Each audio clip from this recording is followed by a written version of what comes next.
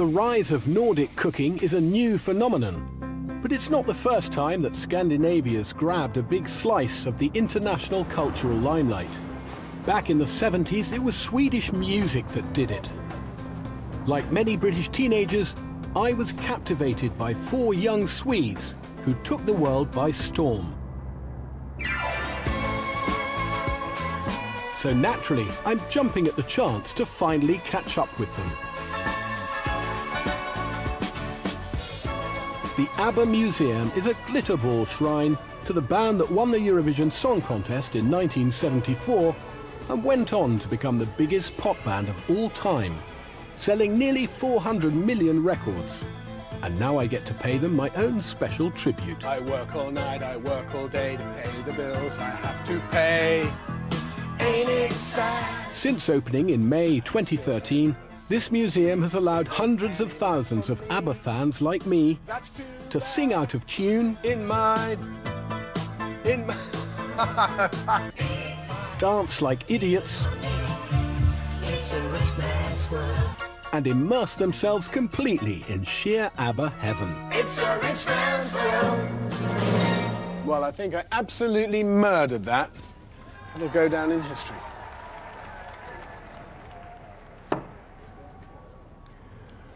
I guess I just revealed myself as a closet ABBA fan. Not even a closet ABBA fan, actually. As Ersat's interactive pop experiences go, that was fantastic. In fact, about the only thing I can think of to top it would be The Real Thing. And now I get to meet the man who's probably caused more people to hum, whistle and sing along than anyone else on the planet. And I remember waiting for Money, Money, Money to come on the radio, and as soon as it did, I pressed play, and it was the first song on my first ever compilation tape. Björn Ulvaeus has often been hailed as the creative genius behind ABBA. Despite his global fame and fortune, he still lives in Stockholm.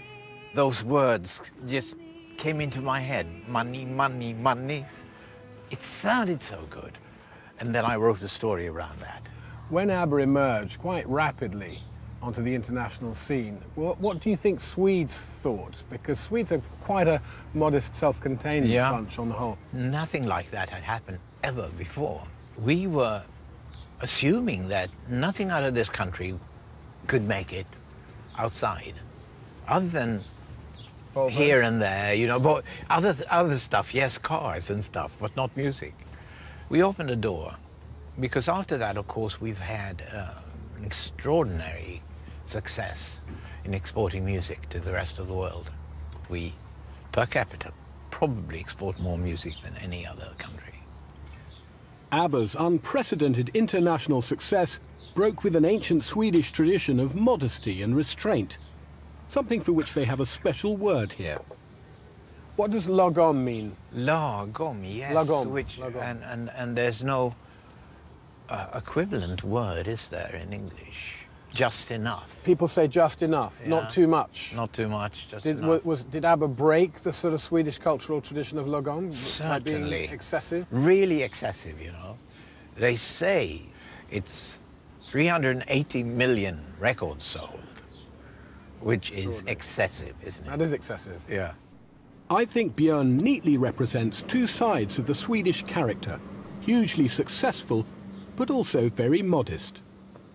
If you'd told my 9-year-old self as I was recording ABBA tracks off the radio onto my tinny little tape recorder, that nearly 40 years later I'd be sitting in a garden chatting with Björn, the genius behind ABBA, well, I certainly wouldn't have believed you. And probably the only thing more thrilling I could have thought of would have been sitting in a garden with Frida and Agneta. I guess you can't have it all.